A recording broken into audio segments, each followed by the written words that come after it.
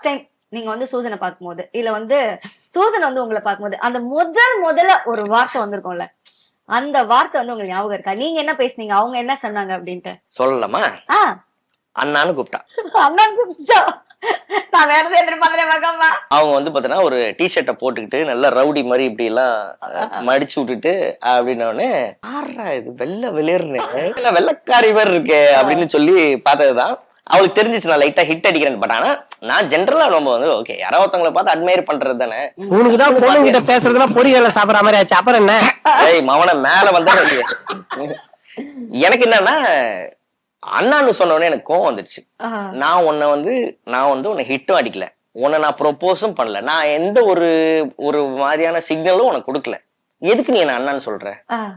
What's wrong அப்படின்னு. அப்ப கூட இருக்கிற ஒரு பொண்ணு வந்து பாத்தீங்கன்னா அந்த பொண்ணு என்ன ஹிட் அடிக்கும், அது இவளுக்கு பொறுக்காது. எனக்கு ஒண்ணுமே புரியல.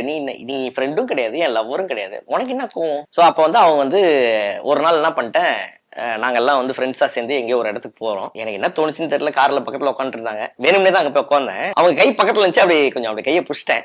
அவ்வளவுதான், பிடிச்சேன், அவ்வளவுதான், வேற எதுவுமே கிடையாது. என்னோட சிக்னல் அவ்வளவுதான். நான் வந்து லைவ்ல ஷோ பண்ணிட்டு இருக்கேன். போன் பண்ணி என்ன லவ் பண்றேன்னு நினைக்கிறேன், உனக்கு 10 செகண்ட் தரேன், ஆமான்னு சொல்லு, இல்லன்னா நம்ம ஃப்ரெண்ட்ஸா இருந்துடலாம் அப்படி. ஒரு 8வது 9வது செகண்ட்ல ஆமா அப்படின்ட்டேன்.